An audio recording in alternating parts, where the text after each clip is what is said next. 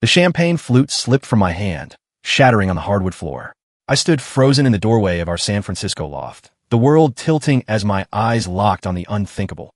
My fiancé, Ethan, tangled in our bed with a man whose face I'd seen on billboards across Hollywood Boulevard. 10 years of love, promises, and dreams unraveled in a single, gut-wrenching moment. I'm Noah Carter, a 34-year-old graphic designer who thought he'd found forever.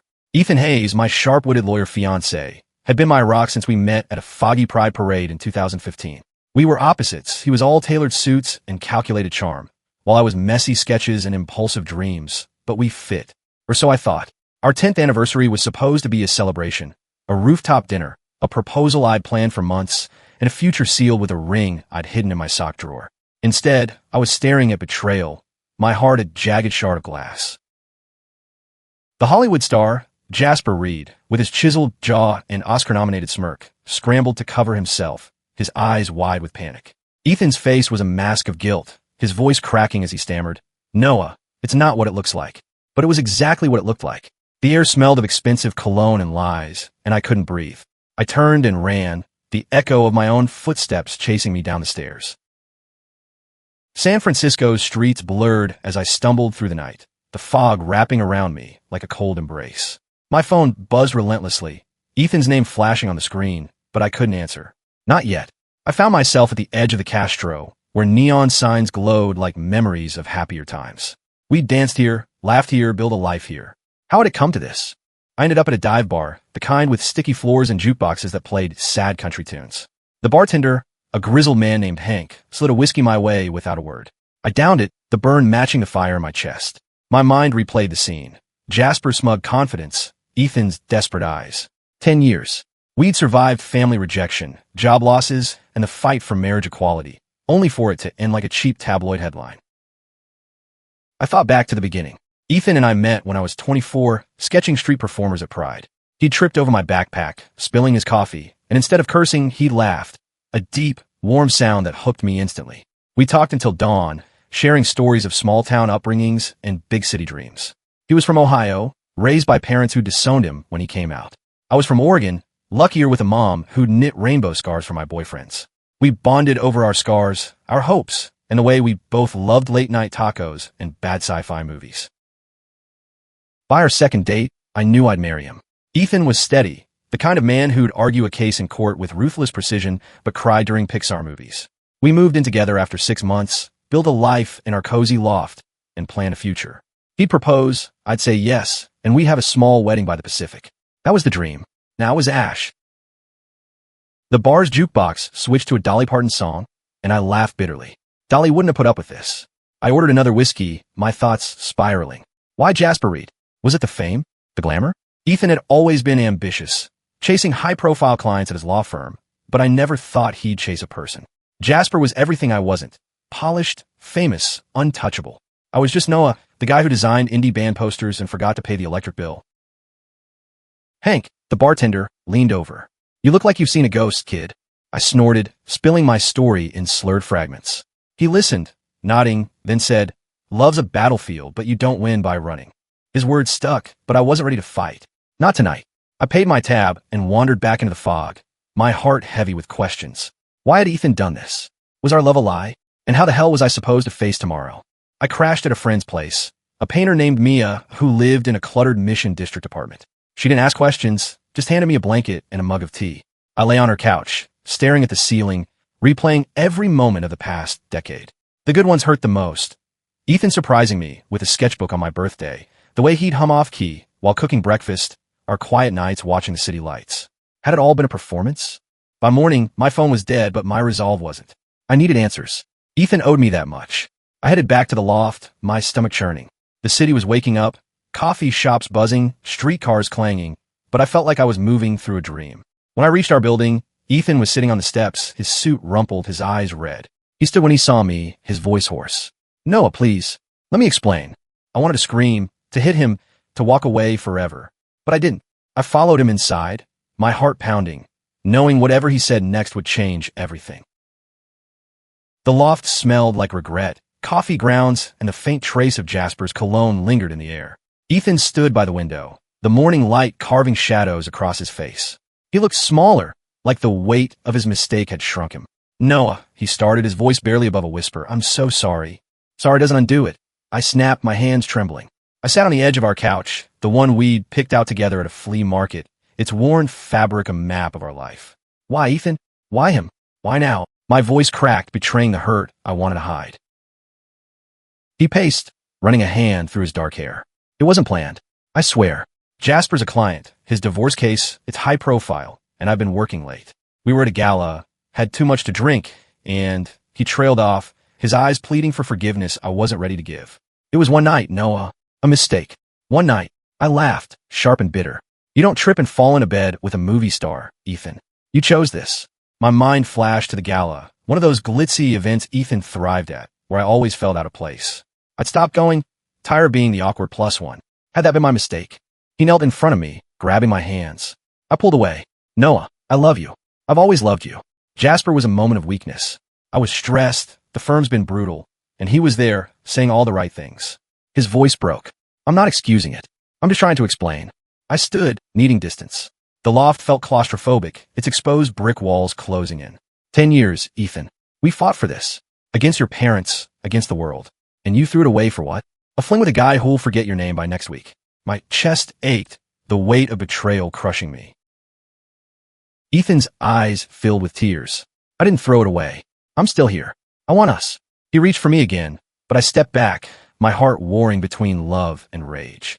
I wanted to believe him, to cling to the man I'd loved for a decade, but the image of him with Jasper burned too brightly. I need time, I said finally, my voice hollow. I can't do this right now. I grabbed my jacket and left, ignoring his calls. The city swallowed me again, its pulse steady while mine was chaos. I walked to Golden Gate Park, where we'd had our first picnic, spreading a blanket under a eucalyptus tree and laughing until our sides hurt. The memory stung, but it also reminded me of who we'd been. Could we ever be that again? I spent the day wandering, my thoughts a tangle of pain and hope.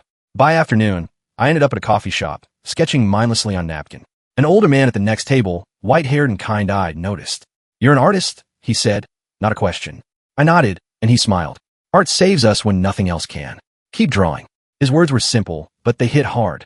I'd always found solace in my sketchbook, a place to pour my heart when words failed. Maybe it could help me now. That night, I crashed at Mia's again. She was painting, her hands streaked with blue. You talked to him? She asked, not looking up. I nodded, spilling the details. She listened, then said, Love's messy, Noah, but you're stronger than this. Figure out what you want, not what he deserves. Her words echoed Hanks from the bar, and I realized they were right. This wasn't just about Ethan's betrayal. It was about me, too. The next morning, I woke with a plan. I'd confront Ethan, but not with anger. I needed truth, not just about Jasper, but about us. Were we still the men who'd fallen in love? Or had we lost ourselves somewhere along the way? I texted Ethan to meet me at our favorite diner, a greasy spoon where we'd spent countless Sundays. Neutral ground. He was already there when I arrived, nursing a coffee, his face haggard. I slid into the booth, my heart racing. I need to know everything, I said. No lies. If we're going to have a chance, it starts with the truth. Ethan nodded, his eyes steady for the first time. Okay, ask me anything. And so I did, each question peeling back layers of our life, exposing wounds we'd both ignored. He admitted the pressure at work had changed him, made him chase validation in ways he hadn't before. Jasper had been a fleeting escape, not a replacement, but still hurt.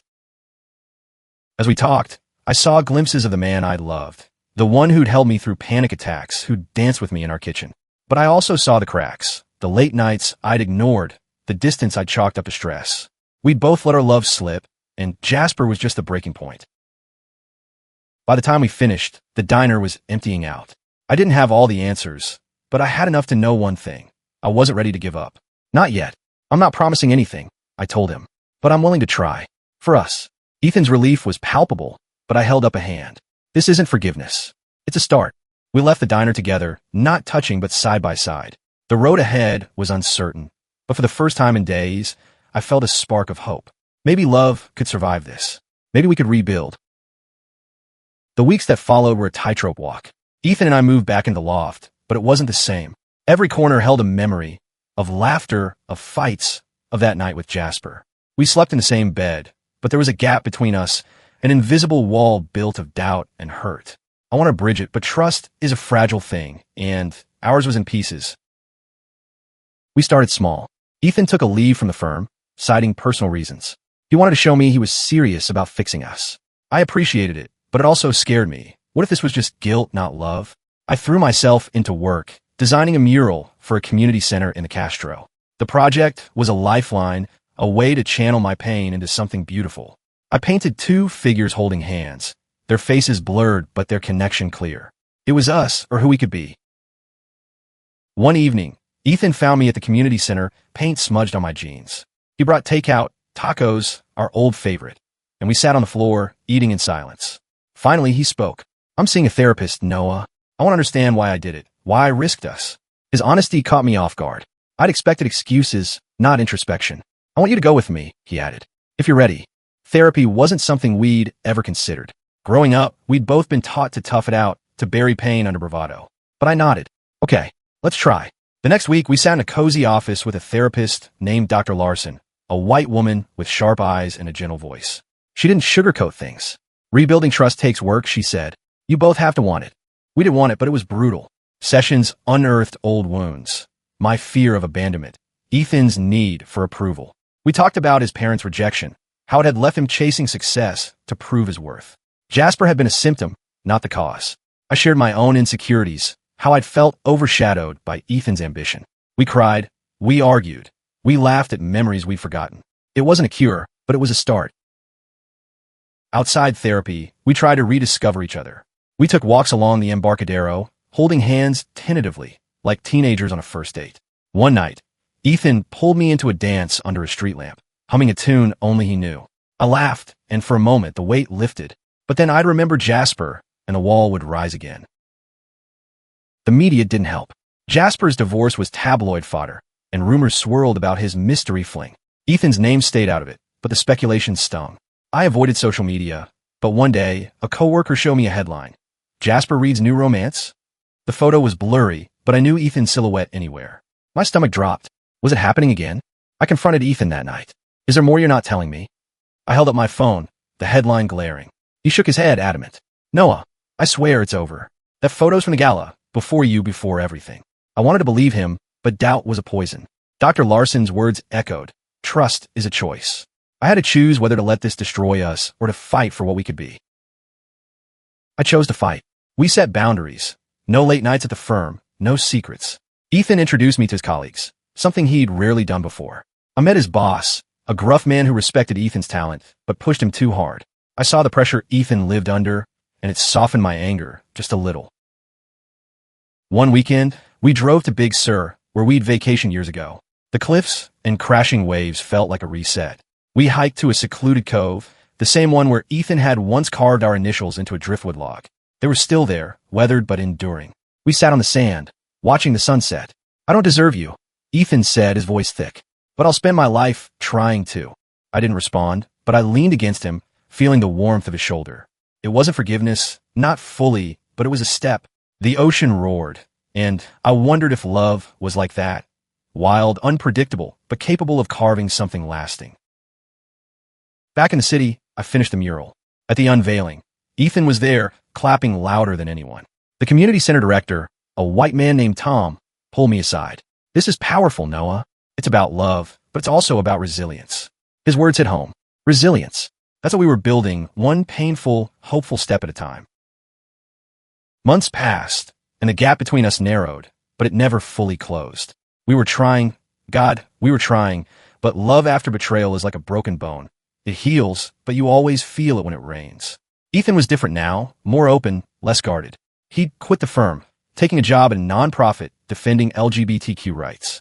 It paid less, but he smiled more. I was proud of him, even if I didn't say it enough. My mural had sparked attention, and I landed a gallery show in Soma. The night of the opening, Ethan was by my side, charming the crowd in a way that used to make me jealous, but now felt like home. My pieces were raw, full of jagged lines and vibrant colors. Our story in paint. Critics called it heartbreakingly honest, and I felt exposed but alive. Ethan squeezed my hand, whispering, "You're incredible, Noah." For the first time in months, I believed he meant it. But life has a way of testing you. A week later, Jasper Reed was back in the news, promoting a new film. His interview mentioned a life-changing romance that had inspired his latest role. My blood ran cold. I didn't want to ask, but I had to. Ethan, was that about you? I showed him the article, my voice steady, but my heart racing. He read it, his face paling. No, Noah, I haven't spoken to him since that night. I promise. He pulled out his phone, showing me his call logs, his emails. I'll do whatever it takes to prove it. His transparency was new, and it disarmed me. I nodded, choosing trust again, but the doubt lingered, a shadow I couldn't shake. We kept going to therapy, and Dr. Larson pushed us to confront the future. What do you want this relationship to be? She asked. I didn't have an answer. Not fully. I loved Ethan, but I also loved the version of myself I was becoming, stronger, more certain. I didn't want to lose either. One night, Ethan suggested we renew our commitment, not with a wedding, but with something just for us. A vow, he said, to be honest, to choose each other every day. It was romantic, but it scared me. What if I wasn't ready? What if he broke my heart again? But I saw the man in front of me, not the one who'd betrayed me, and I agreed. We planned a small ceremony on our rooftop, where we'd shared so many memories. Mia helped decorate, stringing fairy lights and setting out wildflowers. On the night of, we stood under the stars, just the two of us and a handful of friends. Ethan took my hands, his voice steady. Noah, I failed you, but I'll never stop trying to be the man you deserve. I choose you today and always. Tears stung my eyes as I spoke my own vow, promising to love him, but also to love myself enough to walk away if I had to. The moment was perfect, but life isn't a movie. The next day, I found a letter in our mailbox, no return address. Inside was a single photo, Ethan and Jasper, laughing at a bar, dated a week after our rooftop vow. My heart stopped. Was it real? Was it manipulated? I didn't know, but the pain was immediate, a knife twisting in an old wound. I confronted Ethan, the photo trembling in my hand. He stared at it, confusion turning to anger. This is fake, Noah. I wasn't there. Someone's trying to hurt us. He begged me to believe him, but I couldn't. Not yet. I left the loft, needing space, needing truth. Mia let me stay with her again, and I spent the night staring at the photo, searching for answers in its grainy details. The next morning, I called a private investigator, a friend of a friend who owed me a favor. I needed to know if the photo was real, if Ethan was lying again. Waiting for answers was agony, but I kept working, kept painting, kept living. The gallery show led to more commissions, and I threw myself into them, finding strength in my art. I painted a new piece, two figures standing apart, but reaching for each other, a storm swirling around them. It was us caught between love and doubt. The investigator called a week later. The photo was a fake, edited to look recent, but taken years ago, before Ethan and I met. Someone, likely a rival at Ethan's old firm, had sent it to sabotage us. Relief flooded me, but so did guilt. I doubted Ethan again, and it hurt us both. I went home, finding Ethan sketching at our dining table, something he hadn't done in years. He looked up, hope and fear in his eyes. I'm sorry, I said. I should have trusted you. He stood, pulling me into a hug. We're learning, Noah. Both of us. And in that moment, I knew we'd keep fighting, not just for love, but for the truth we'd built together. The truth set us free, but also changed us. Knowing someone had tried to tear us apart made Ethan and me fiercely protective of what we'd rebuilt. We weren't perfect, but we were honest, and that was enough to keep going. The loft became our sanctuary again, filled with new memories, late-night talks, shared sketches, and quiet moments where words weren't needed. Ethan's work at the nonprofit gave him purpose. He was defending kids like us, the ones whose families turned them away. I saw the fire in him, the same passion that had drawn me to him a decade ago. My art was thriving too. The gallery show led to a residency in New York, and Ethan encouraged me to take it. We'll make it work, he said. I'm not letting you go. His words felt like a promise, one I was starting to trust. We spent our weekends exploring the city, rediscovering the places that had shaped us. One Sunday, we ended up at the Castro Theater, watching a restored print of an old sci-fi flick we'd loved. In the dark, Ethan slipped his hand into mine, and I didn't pull away. It felt like coming home. But healing isn't linear. Some days, I'd wake up with Jasper's face in my mind, and the old doubts would creep in.